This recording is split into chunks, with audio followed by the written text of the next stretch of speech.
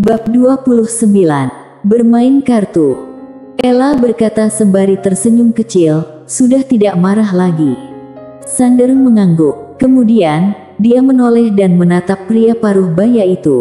Saat ini, pria paruh baya itu juga sedang menatap Sander.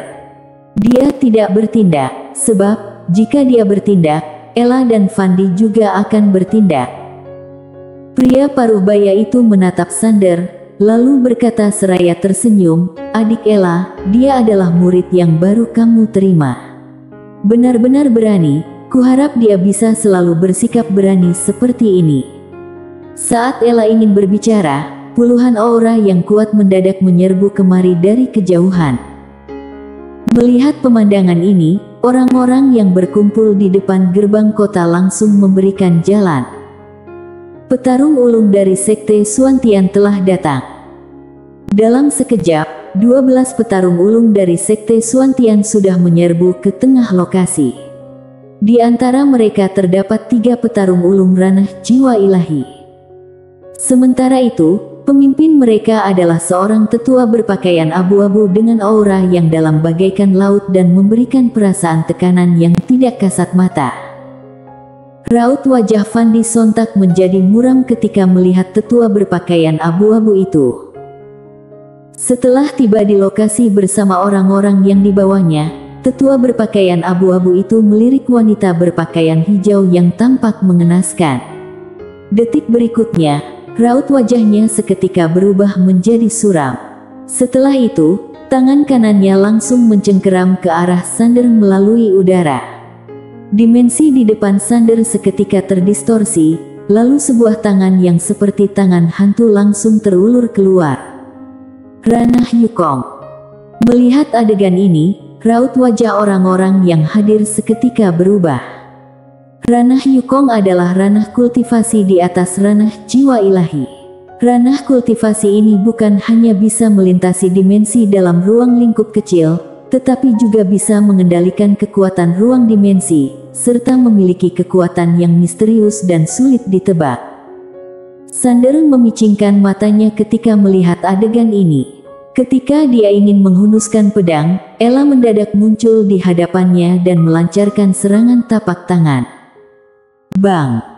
Tangan itu langsung terpental oleh serangan tapak tangan Ella, sementara tetua berpakaian abu-abu itu juga mundur hingga beberapa meter jauhnya. Tetua berpakaian abu-abu itu berkata sembari menatap Ella, "Kala itu, kamu seharusnya tidak dibiarkan pergi." Ella membalas sambil tersenyum, "Toli Wei, dasar tua bangka. Kala itu, kamu bahkan lebih rendah dari seekor anjing di hadapanku." Tetua berpakaian abu-abu memicingkan mata dengan niat membunuh yang bergejolak di matanya. Pada saat ini, Fandi melangkah maju dan berkata, "Kenapa? Apakah Sekte Suantian sedang menindas orang-orang dari Akademi Guan Xuan?" Tetua berpakaian abu-abu itu berkata dengan nada menyindir, "Akademi Guan Xuan. Apakah kamu tidak merasa ucapanmu terdengar konyol? Lihatlah, apakah sekarang masih ada orang yang menganggap penting Akademi Guan Xuan negara N?" Raut wajah Fandi berubah menjadi muram. Tetua berpakaian abu-abu itu berkata sambil menatap Sander, "Kalau kalian tidak menyerahkan orang ini hari ini, jangan berharap bisa pergi dari sini." Setelah dia berkata demikian, para petarung ulung dari Sekte Suantian langsung mengepung rombongan Sander. Sander menatap tetua berpakaian abu-abu itu tanpa berbicara. Namun, pedang Hangdao di dalam tubuhnya sudah bersiaga. Ranah Yukong. Sander sedikit pun tidak merasa takut.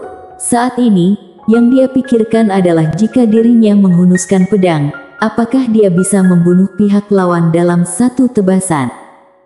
Sedikit sulit. Akan tetapi, jika menyergap pada saat pihak lawan lengah, dia masih memiliki kesempatan. Jika tidak bisa juga, dia bisa menebas 2 kali.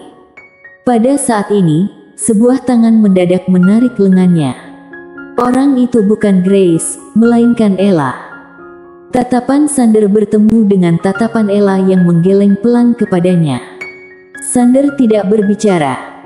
Tepat pada saat ini, terdengar suara tawa keras yang berasal dari dalam kota. Selanjutnya, seorang pria parubaya yang sedikit gemuk berjalan kemari. Gary langsung menghela napas ketika melihat pria parubaya itu. Orang yang datang adalah ayahnya, kepala keluarga Xiao, Richie Xiao. Richie berjalan ke tengah lokasi, lalu tersenyum dan berkata, "Tetua Toli, apakah kamu bermaksud untuk membunuh putraku juga?" Toli sedikit mengerutkan alisnya dan melirik Gary yang berada di samping sekilas. Kemudian, dia bertanya dengan suara rendah, "Tuan Richie, apakah kamu ingin ikut campur di antara masalah Sekte Xuantian dan dia?" Richie menjawab dengan tenang, "Tetua Toli, aku hanya ingin mengingatkanmu. Selama bertahun-tahun ini, Akademi Guanxuan Negara N memang telah merosot. Sebelum merosot, mereka juga tidak dihargai oleh pihak internal Akademi Guanxuan. Tetapi, jangan lupa bahwa mereka tetap merupakan Akademi Guanxuan. Kalau kamu berani membunuh mereka di sini hari ini, apakah kamu percaya bahwa masalah yang sangat besar akan tiba di Sekte Xuantian besok?" Raut wajah Toli berubah menjadi muram setelah mendengar ucapan ini.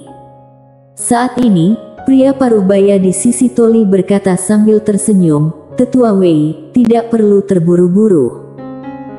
Toli seolah-olah teringat akan sesuatu setelah mendengarnya, lalu berkata sambil menatap Sander, "Kubiarkan kamu hidup selama beberapa hari lagi." Selesai berbicara, dia pun berbalik dan pergi. Para petarung ulung dari Sekte Xuantian juga pergi mengikutinya. Sander menatap Toli tanpa berbicara, sementara salah satu tangan Ella menggenggam tangannya dengan erat. Setelah Toli dan orang-orangnya menjauh, Richie berkata kepada Fandi seraya tersenyum, "Ketua Akademi Song, silakan." Fandi mengangguk pelan. Beberapa saat kemudian, mereka tiba di kediaman Xiao. Di dalam aula, Richie mengadakan perjamuan untuk menjamu mereka semua. Setelah selesai makan dan acara berakhir, Sander kembali ke kediamannya. Begitu dia tiba di halaman miliknya, Ella langsung muncul di hadapannya. Sander memberi salam dan memanggil, "Instruktur." Ella berkata, "Mari jalan-jalan." Sander ragu-ragu sejenak, lalu mengangguk dan berkata, "Baik." Keduanya berjalan ke kejauhan dengan menelusuri jalan setapak berbatu hijau di halaman. Ella mendadak bertanya, "Apakah kamu ingin bertindak saat di gerbang kota tadi?" Sander mengangguk. Ella bertanya, "Kamu yakin bisa membunuhnya?" Sander menjawab, "Punya keyakinan 90%. Ella melirik Sander sekilas dan bertanya, "Kenapa bukan 100%? Sander ragu-ragu sebentar sebelum menjawab, "Tidak bilang 100% karena takut aku akan berbangga diri." Ella menggeleng seraya tersenyum. "Dasar bocah." Setelah itu, dia merapikan rambut yang tertiup angin di sisi telinganya dengan lembut, lalu berkata, "Apakah kamu tahu alasan aku menghalangimu?" Sander menyahut, takut masalahnya akan menjadi besar. Ella menggeleng, "Bukan." Sander menoleh dan menatap Ella dengan tidak mengerti. Ella menjelaskan dengan suara pelan, "Tempat ini bukan tempat lain. Di tempat ini, membunuh orang harus memiliki kebenaran. Maksudnya, kamu harus punya alasan. Kalau tidak, setelah masalahnya membesar, Akademi tidak akan berdiri di pihak kita. Pada saat itu, kamu merasa puas setelah membunuh orang, tetapi orang-orang yang datang bersamamu akan celaka." Sander tidak berbicara. Ella berkata lagi, "Apalagi, tidak ada artinya membunuh dia seorang. Karena setelah dia dibunuh, masih ada orang lain yang akan memprovokasi.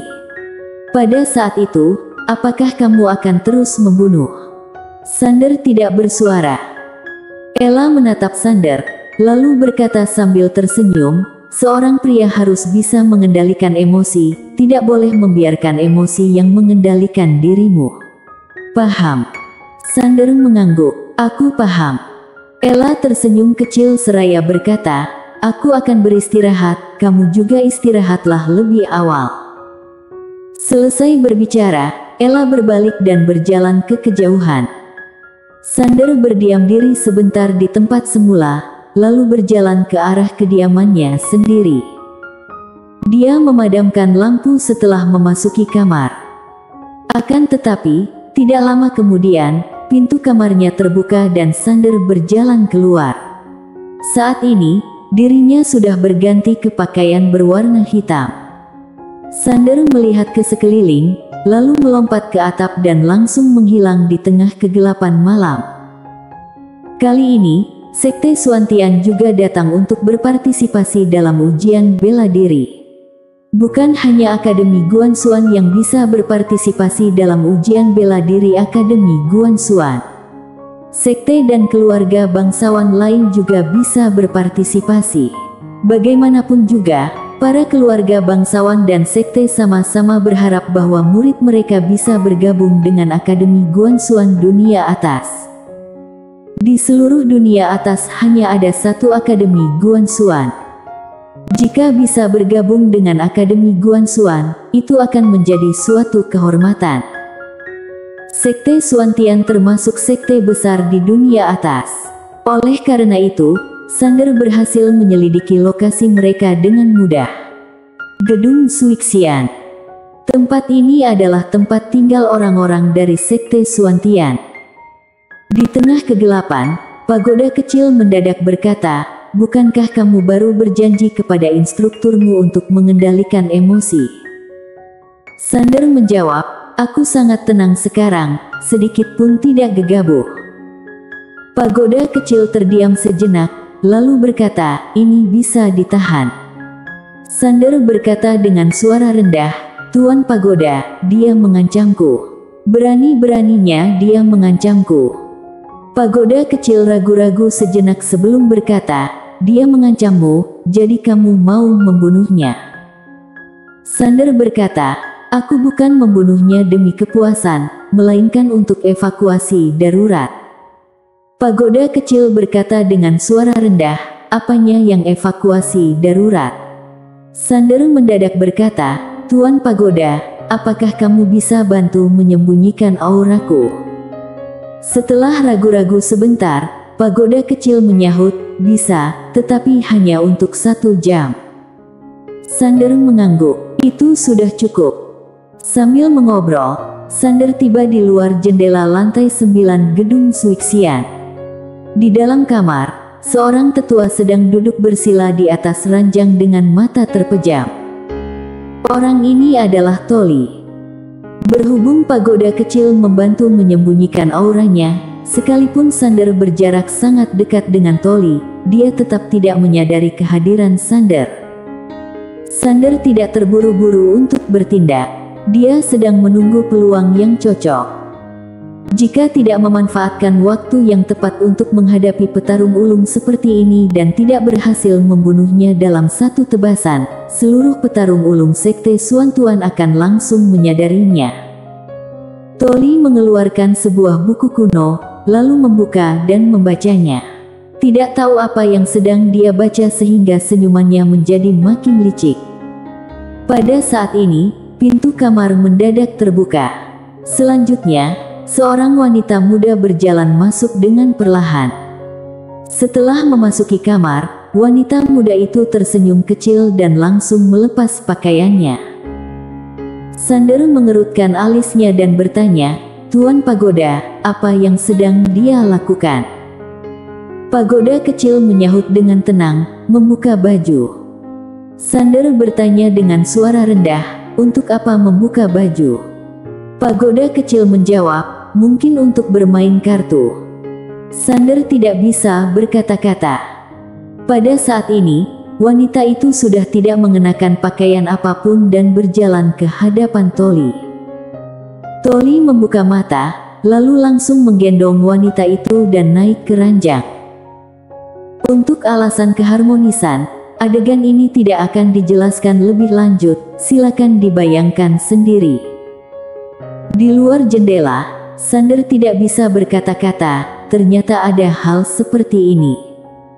Pria tua ini sungguh penuh dengan energi. Sander menatap tetua di ranjang itu lekat-lekat. Beberapa saat kemudian, tidak tahu karena alasan apa, tubuh tetua mendadak berkedut-kedut hebat. Kemudian, dia berkata dengan takjub, 36 teknik yin yang, setiap tekniknya memasuki tulang dan jiwa. Apa indahnya pemandangan di dunia fana. Wanita cantik yang memesona di bawah tubuh. Saat ini, sebilah pedang mendadak terbang kemari dari luar jendela. Sebilah pedang datang tanpa peringatan apapun. Di atas ranjang, raut wajah Toli seketika berubah drastis. Dia langsung menangkap wanita itu untuk mengadang di hadapannya. Namun, tepat pada saat ini, pedang itu mendadak berkelok dengan aneh, lalu menusuk tenggorokan Toli dari sudut yang sangat sulit diprediksi. Fiu! Kepala Toli langsung terbang keluar dalam sekejap. Detik berikutnya, pedang itu terbang kembali dan menghilang di luar jendela. Wanita di atas ranjang tampak tercengang. Tidak lama kemudian, suara teriakan histeris terdengar dari dalam kamar. Selanjutnya, sekelompok petarung ulung dari Sekte Suantian dan pengawal dari gedung Suixian menyerbu ke lantai 9. Saat melihat jasad Toli, raut wajah semua orang sontak berubah menjadi muram. Sander terus berlari di tengah kegelapan. Langsung melarikan diri setelah membunuh orang. Memuaskan sekali. Saat ini, suara pagoda kecil mendadak terdengar di benak Sander. Ada yang mengikutimu. Mendengar ucapannya, Sander memicingkan matanya dan berhenti berlari. Dia berkata dengan suara serak, "Senior sudah bisa keluar." Tidak ada jawaban. Pagoda kecil mendadak berkata, 300 meter di sebelah kanan. Sander langsung menunjuk dengan jarinya. Sebilah pedang energi menusuk ke tempat 300 meter di sebelah kanan. Namun, detik berikutnya, energi pedangnya mendadak menghilang. Kemudian, seorang wanita perlahan-lahan berjalan keluar. Kecantikan wanita itu tiada taraf. Dia mengenakan gaun panjang berwarna merah terang. Postur tubuhnya sangat montok, terutama bagian depan payudaranya, pakaiannya sudah hampir tidak muat. Bagian itu tampak bergetar, membuat jantung berdebar-debar ketika melihatnya. Wanita itu menatap Sander sambil tersenyum, tetapi tidak berbicara. Ketika Sander ingin berbicara, sosok wanita itu mendadak berkelabat. Dia langsung muncul di hadapan Sander, membuat Sander sangat terkejut. Detik berikutnya, sebelum Sander bisa bereaksi, topengnya sudah dilepas oleh wanita itu. Ketika Sander ingin menyerang, wanita itu sudah kembali ke tempat semula. Raut wajah Sander menjadi muram. Kekuatan yang mengerikan sekali. Wanita itu berkata kepada Sander seraya tersenyum, "Kultivator pedang yang muda sekali. Sudah memahami tekad pedang di usia semuda ini. Kamu jenius dari keluarga mana?" Sander tidak berbicara. Wanita itu berkata sembari tersenyum, "Meski kamu tidak bicara, aku tetap bisa menyelidikinya." Sander menjawab dengan suara rendah, "Akademi Guanxuan." Akademi Guanxuan. Tatapan terkejut melintas di mata wanita itu, lalu dia bertanya, "Akademi Guanxuan dari negara mana?" Sander menjawab, "Negara N." "Negara N." Wanita itu berkata dengan terkejut, "Kamu berasal dari negara N di dunia bawah." Sander mengangguk. Wanita itu mengamati Sander, lalu berkata sembari tersenyum, menarik sekali." Sander menatap wanita itu dan bertanya, "Senior siapa?" Wanita itu menyunggingkan seulas senyuman. "Kamu tidak mengenalku." Sander menggeleng. Wanita itu berkata sembari tersenyum, "Kamu pergi saja." Sander tertegun sejenak, kemudian, dia berbalik dan menghilang di tengah kegelapan malam dalam sekejap. Setelah Sander pergi, seorang tetua muncul di belakang wanita itu. Tetua itu berkata dengan suara rendah, "Ketua Akademi, dia membunuh tetua Toli dari sekte Suantian. Wanita itu melirik tetua itu sekilas, lalu berkata, "Bocah yang begitu tampan, memangnya kenapa jika membunuh orang?" Raut wajah tetua itu membeku. Dia ragu-ragu sejenak sebelum berkata, "Kita sudah membuat aturan untuk tidak boleh membunuh di dalam kota." Wanita itu membalas dengan tenang, "Aku tidak melihatnya, apakah kamu melihatnya?" Setelah hening sejenak, tetua itu berkata, "Tidak lihat." Bersambung.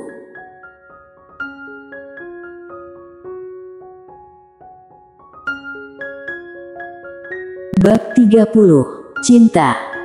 Dalam perjalanan pulang ke kediaman Xiao, ekspresi Sander tampak sangat serius. "Tuan Pagoda," wanita itu mengerikan sekali. Pagoda kecil menyahut, "Lia." Sander mengerutkan alisnya dan bertanya dengan sedikit kaget, "Apakah kamu tidak merasa dia menyeramkan?" Pagoda kecil berkata, "Aku merasa dia menyeramkan." Setelah ragu-ragu sejenak, Sander berkata, "Tuan Pagoda, kurasa kamu sedikit pun tidak takut pada wanita itu." "Tuan Pagoda, apakah kamu menyembunyikan rahasia tertentu dariku? Kalau ada, kamu bisa memberitahuku. Daya tahanku sangat kuat." Setelah terdiam sejenak, Pagoda kecil berkata, "Tidak ada." Sander tersenyum getir dan berkata, "Baiklah. Kalau kamu tidak ingin mengatakannya sekarang, kelak baru beritahu aku saat ada kesempatan." Pagoda kecil sontak menghela napas lega. Sial. Bocah ini benar-benar tidak sederhana.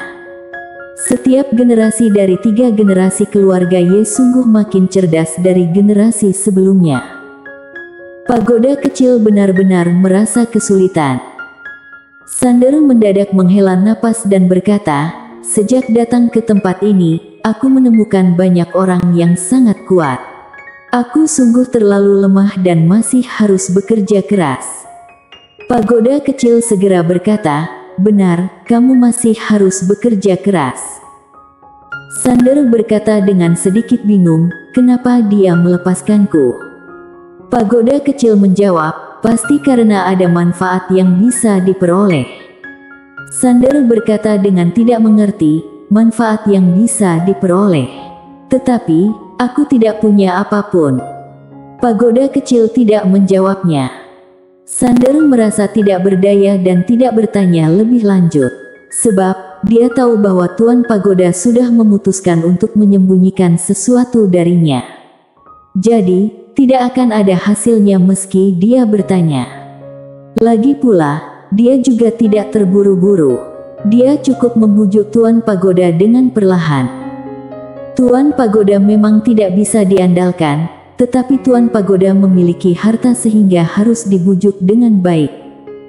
Terlebih lagi, dia menemukan bahwa Tuan Pagoda sangat mudah dibujuk.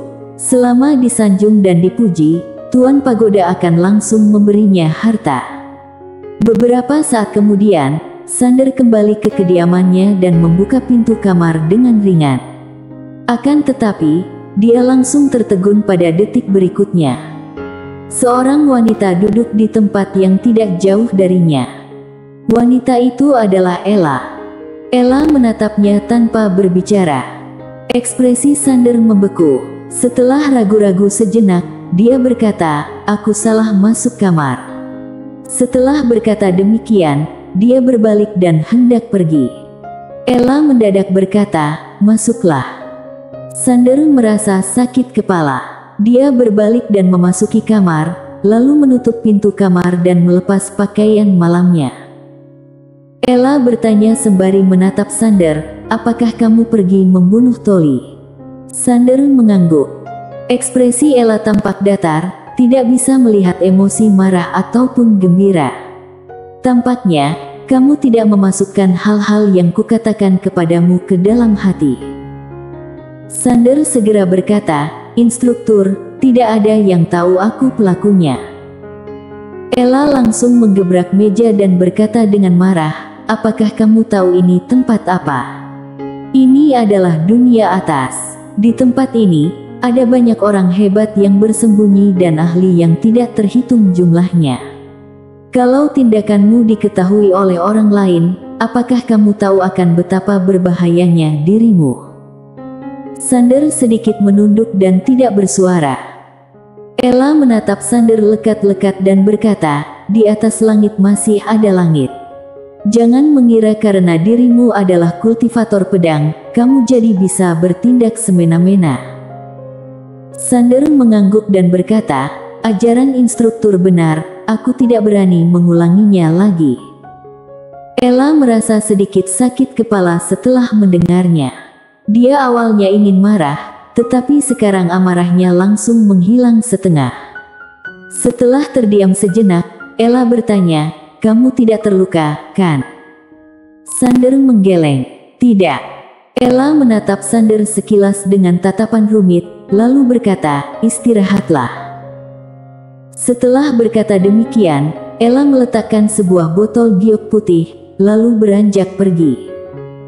Sander segera bertanya, "Instruktur, apa ini?"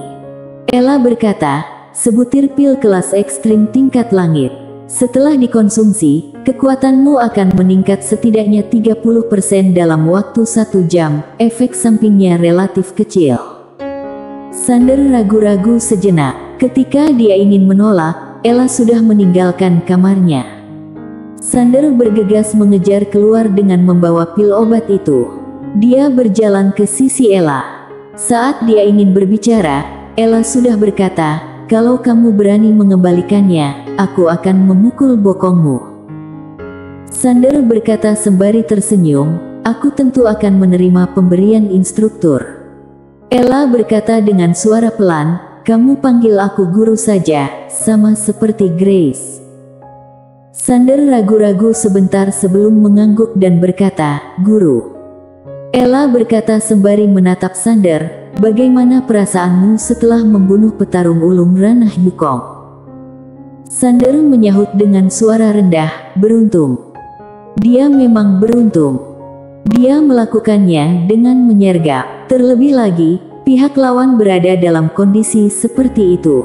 Jika berduel 1 lawan 1 seperti biasanya, Sander benar-benar tidak punya keyakinan. Petarung ulung yang bisa melintasi ruang dimensi sangatlah kuat. Ella berkata, "Kalau anggota Sekte Suantian mencarimu besok, kamu jangan pernah mengaku." "Paham." Sander mengangguk, "Aku paham. Kamu boleh mencurigaiku, tetapi aku tidak akan mengaku." Ella menatap Sander dan berkata, "Sebelumnya kamu juga berkata kamu paham, tetapi setelah itu langsung pergi membunuh orang." Sander tersenyum canggung dan tidak berbicara.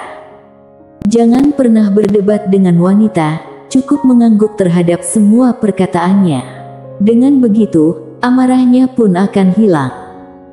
Ella menggeleng pelan dan berkata, "Kamu tampak lembut dan tenang, tetapi hatimu justru seperti seekor serigala, tidak ingin dirugikan sedikit pun." Sander berkata sembari tersenyum kecil, "Aku tidak akan menindas orang, tetapi juga tidak akan ditindas orang lain." Ella bertanya sambil menatap Sander, "Sebelumnya, kenapa kamu bertindak untukku?" Sander menjawab dengan suara rendah, "Dia tidak boleh menghinamu." Setelah terdiam sejenak, Ella berkata dengan suara pelan, "Istirahatlah dengan baik, besok masih harus menghadapi Sekte Suantian." Sander mengangguk, "Baik." Setelah Ella pergi, Sander kembali ke kamarnya. Setelah berbaring di ranjang, dia memejamkan matanya dengan perlahan. "Tuan Pagoda, saat membunuh Toli tadi, aku mendapatkan pencerahan tentang teknik pedang itu. Satu tebasan penentu hidup atau mati. Sejak Tuan Pagoda mengajarinya teknik pedang ini, Sander sebenarnya jarang menggunakannya. Sebab, dia merasa dirinya masih belum memahami esensi dari teknik pedang ini. Sementara itu, saat membunuh orang tadi, dia justru mendapatkan pencerahan." Pagoda kecil bertanya, "Pencerahan apa?" Sander berkata dengan suara berat, "Membunuh orang. Apakah teknik pedang ini diciptakan untuk membunuh orang?" Pagoda kecil berkata, coba jelaskan pemikiranmu. Sander mengangguk pelan dan berkata, saat niat membunuh terhadap Toli muncul, pemikiranku adalah dia harus mati. Lalu, aku menyadari bahwa kekuatan dan kecepatan pedang terbangku sepertinya mengalami peningkatan yang sangat besar. Pagoda kecil tidak berbicara. Sander melanjutkan, jadi, kupikir untuk berkultivasi satu tebasan penentu hidup atau mati ini, tidak boleh hanya berkultivasi, melainkan harus membunuh dan memiliki niat membunuh. Setelah hening sejenak, pagoda kecil bertanya, apakah masih ada yang lain? Sander berkata, niat membunuhnya makin berat, kekuatannya akan makin dahsyat. Jadi, aku sendiri merasa aku tidak bisa berkultivasi teknik pedang ini seperti berkultivasi teknik pedang lainnya. Aku hanya bisa berkultivasi teknik pedang ini dengan cara membunuh. Pagoda kecil berkata, kalau begitu, lakukan sesuai dengan pemikiranmu. Sander segera berkata, Tuan Pagoda, apakah tebakanku benar? Pagoda kecil berkata, tidak perlu memedulikan pendapat orang lain. Kamu cukup jalani sesuai dengan pemikiran di hatimu. Sander mengangguk, baik, teknik membunuh. Di dalam pagoda kecil, suara misterius itu mendadak berkata, daya pemahaman bocah ini benar-benar mengerikan. Pagoda kecil berkata, kita tetap harus sangat berwaspada, jangan sampai membiarkannya berjalan di jalan yang salah. Suara misterius itu menyahut, memang benar. Malam hari berlalu, keesokan paginya, Sekte Suantian langsung datang ke kediaman Xiao dengan membawa sekelompok petarung ulung. Fandi dan yang lainnya berjalan ke depan kediaman Xiao. Dari pihak Sekte Suantian, yang memimpin adalah pria Parubaya di depan gerbang kota kala itu. Saat melihat pria Parubaya itu, Ella berkata dengan tenang, benar, kudengar Toli sudah tewas. Ini sungguh hal yang menggembirakan. Benar, Lu berkata sambil menatap Ella, kalian yang melakukannya. Ella bertanya sembari tersenyum, apakah ada bukti? Benar berkata sembari tersenyum, Ella, apakah kamu tahu apa yang sedang kalian lakukan? Kalian sedang memprovokasi Sekte Suantian. Ella berkata sembari tersenyum menyindir, aku takut sekali. Mendengar ucapan ini, raut wajah Bernard sontak berubah menjadi sangat suram. Saat ini, Richie berjalan keluar dan berkata dengan suara rendah, Bernard, Toli adalah petarung ulung ranah Yukong. Menurutmu, apakah di tempat kami ada orang yang bisa membunuhnya tanpa diketahui siapapun? Bernard terdiam. Richie berkata lagi, selain itu, dari yang ku ketahui, orang yang membunuhnya adalah kultivator pedang. Raut wajah Bernard tampak sangat muram. Perihal tentang Sander adalah kultivator pedang hanya diketahui oleh orang-orang dunia bawah. Sementara itu, orang-orang Akademi Guanxuan tentu tidak akan membocorkan identitasnya sebagai kultivator pedang. Richie berkata kepada Bernard, ada yang janggal dari masalah ini, kusarankan agar kalian menyelidikinya dengan baik. Bernard tertawa ringan dan berkata, setelah datang kemari, Sekte Suantian hanya pernah berkonflik dengan Akademi Guanxuan Negara N. Konflik terjadi pada siang hari, lalu tetua Toli langsung terbunuh pada tengah malam. Selain Akademi Guanxuan Negara N, siapa lagi? Richie berkata dengan tenang, Bernard, apakah kamu punya bukti? Bernard menatap lurus ke arah Richie, lalu berkata, tidak ada, aku hanya curiga. Richie menggeleng dan berkata, benar, kamu adalah seorang tetua. Kenapa berbicara dengan begitu tidak bertanggung jawab? Tanpa bukti, untuk apa berbicara di sini? Bernard menoleh untuk menatap Ella selama beberapa saat, lalu mendadak berkata, angin di dunia atas sangat kencang. Beritahu muridmu untuk berhati-hati, jangan sampai tewas diterpa angin. Setelah berkata demikian, Bernard berbalik dan pergi dari sana. Setelah rombongan Bernard pergi, Richie berbalik untuk menatap Ella dan yang lainnya. Pada kenyataannya, dia juga merasa sedikit curiga. Jangan-jangan sungguh mereka yang melakukannya. Saat ini, Fandi berkata kepada Sander, Grace dan Gary, selama beberapa waktu ini, kalian berkultivasi dengan baik di kediaman Xiao. Kalau tidak ada urusan, jangan keluar dari kediaman Xiao. Sander dan dua orang lainnya mengangguk. Fandi berkata kepada Richie, Richie, maaf karena telah merepotkanmu. Richie berkata seraya menggeleng, kita berdua tidak perlu begitu sungkan. Fandi berkata dengan suara rendah, sekarang, kita cukup menunggu ujian bela diri yang akan diadakan 2 bulan lagi.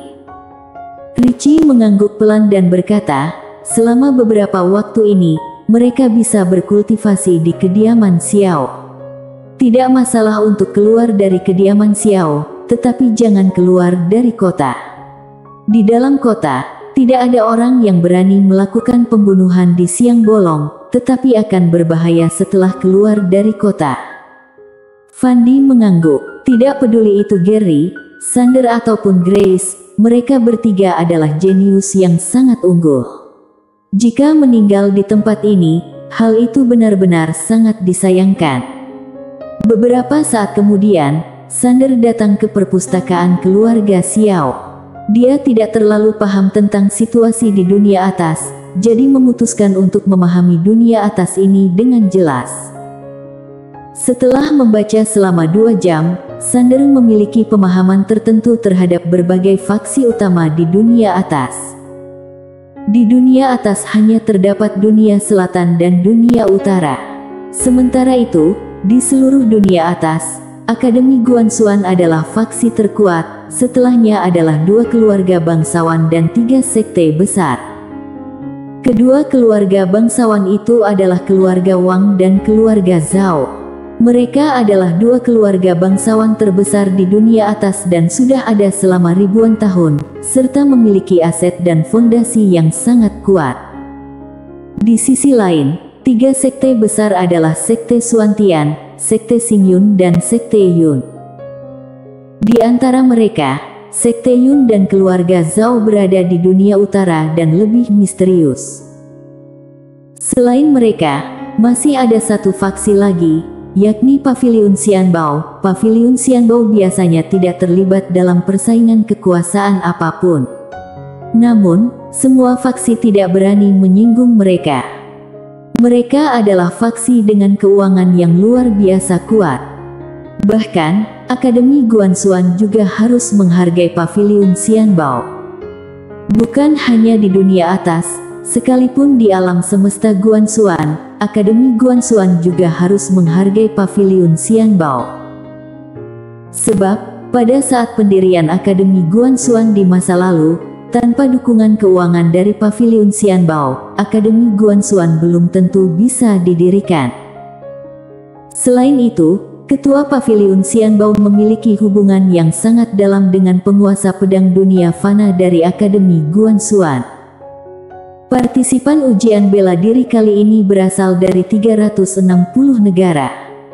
Dari 360 negara ini, terdapat 2 negara dengan kekuatan yang melebihi dunia atas ini. Kedua negara ini adalah negara Qi dan negara Ye. Di antara keduanya, negara Qi adalah yang paling kuat. Sebab, tempat itu adalah tempat kelahiran penguasa pedang dunia fana. Di masa lalu, tempat itu mendapatkan dukungan sumber daya yang sangat banyak dari markas utama Akademi Guanxuan. Konon, kala itu markas utama Akademi Guanxuan hampir didirikan di negara Qi. Di sisi lain, negara Ye juga tidak sederhana. Tempat itu penuh dengan orang-orang berbakat dan jenius yang tidak terhitung jumlahnya, serta pernah melahirkan 3 kaisar agung. Sayangnya, selama ratusan tahun, negara Ye selalu dikalahkan oleh negara Qi. Setiap kali ujian bela diri, kekuatan negara Qi selalu membuat negara lain merasa putus asa. Ketika Sander keluar dari perpustakaan, langit sudah gelap.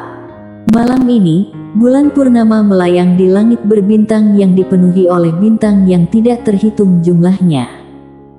Saat ini, Grace mendadak berjalan kemari dari samping. Malam ini, Grace mengenakan gaun panjang berwarna ungu. Saat berjalan, rambut panjangnya berkibar dengan karisma yang tenang dan elegan. Kecantikannya membuat orang-orang terpana. Grace berjalan ke hadapan Xander, lalu bertanya seraya tersenyum kecil, "Apakah kamu mau berjalan-jalan? Malam ini adalah festival lampion, hanya ada sekali dalam setahun. Di dalam kota sangat ramai." Xander mengejapkan matanya dan bertanya, "Festival lampion?" Grace mengangguk, "Benar." Xander tentu tidak akan menolak ajakan dari kekasihnya. Dia berkata sembari tersenyum, "Ayo." Grace membalas seraya tersenyum, "Ayo." Bersambung.